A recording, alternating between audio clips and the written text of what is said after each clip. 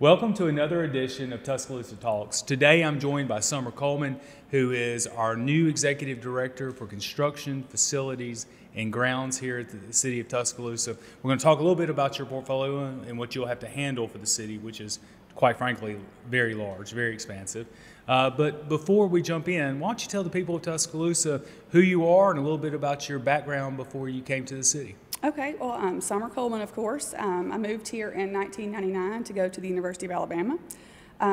Met my husband here, have two children, but after college, let me jump back a little bit. After college, I started working with the University of Alabama Construction Administration Department. Mostly early on, worked on facilities projects, life safety, just things like that, and kind of worked my way up. My biggest portfolio is about 10 years in the Greek housing system. So we built all the parking decks, the new sorority houses, everything that you see around the stadium, basically. That was my largest win, I say that.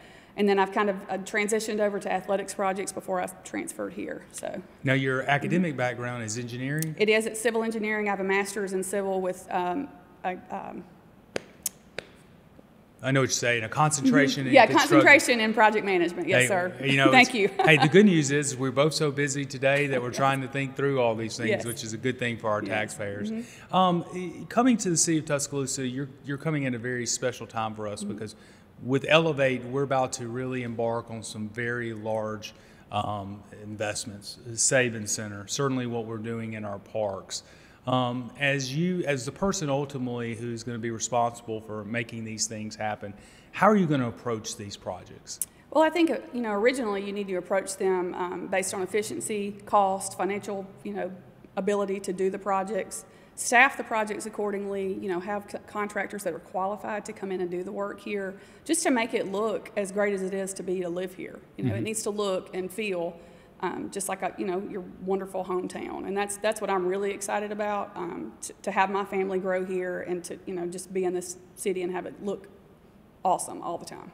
So. Well, in terms of looking at what we have in front of us with the Saban Discovery Center, as you're thinking about that, what can we do as a city long term to ensure 10 years from now, 20 years from now, 30 years from now, it is still vibrant and adding so much to our community?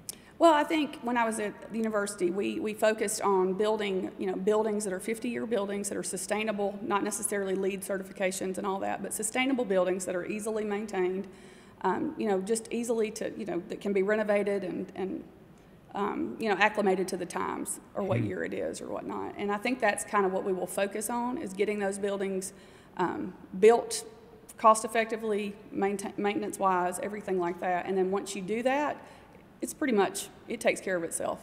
So one of the disciplines you're responsible for now is right-of-way crews throughout the city. Yes. And people probably don't know how much it really costs to keep the landscaping in place, keep it looking good.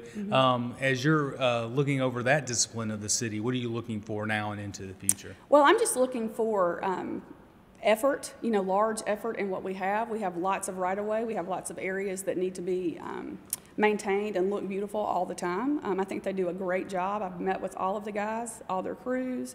They are really motivated to just keep going and get better and better and just make it look fantastic all the time. So I think we won't have any problems getting where we're trying to go.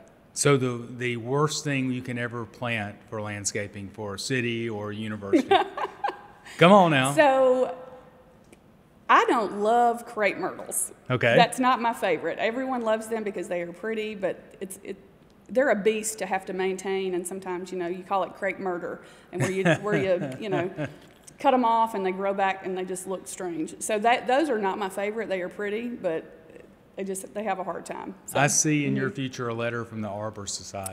I'm sure. Yes, they are wonderful. Just hard to keep up a lot of times. It is, and I remember when doing the Lurleen Wallace Boulevard project, and it looks fantastic, but I believe there's over 2,000 pieces of landscaping that's in that project itself that the city is responsible for. It is a big responsibility. Yes, and we have just hired some tree trimming crews to help take care of all that, to make everything kind of just cut back and make sure it doesn't look kind of junky sometimes, but it will look also. It still looks awesome now, and it will look even better once we keep going.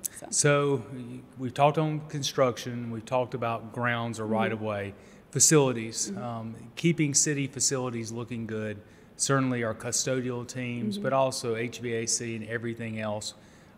Where do you see us needing to go in the future to meet the demand of our own city infrastructure? Well, and I think after you build some new sustainable, efficient buildings, that will make it easier. But in the older buildings and what we have, historic buildings and things like that, I feel like facilities and custodial are kind of the unsung heroes of the day, because they do the kind of down and dirty, not always fun, but you have to do it. And I think these guys that are here now and the ones that I've met with have a vision of where we want to go and how we have schedules of preventative maintenance or just regular maintenance and things like that. So we're working towards it, and it will just keep getting better. So. One of the things that you're working on is something we've been needing to do, quite frankly, for a long time. City Hall is not very customer friendly, just to put it bluntly. Where we're sitting today, the front doors are closed because it's no longer ADA accessible. And to make it ADA accessible would probably cost $3 to $4 million more dollars to put in a new elevator. We realize that we're going to have to reorient the way people come in at City Hall, and we're in a master planning process that you're leading. What are the elements you're looking for in the master plan that will ultimately go before the council and then be funded in subsequent years, so we can, as much as possible, make this campus open to the people who pay our salaries? Well, I think the first floor, making it more customer centric, and it kind of is like that now in areas, but I think we need to take a campus proper view of this and make sure you can get everyone to the parking deck, signage, everything that just makes it easier for them to get to the parking deck, get in City Hall, know where they need to go to pay their bills, or just anything like that. If they need, revenue or permits or anything like that, just making it easily accessible for everyone. How long do you think it'll take to get the master plan done, and when do you think it'll be ready for the council? I think probably the master plan. We've just started, implementing some inspections and things like that around the area. I think probably within about 6 months is a good guesstimate. We can have cost information, floor plans, space planning, and who needs to move where, what works better in different places.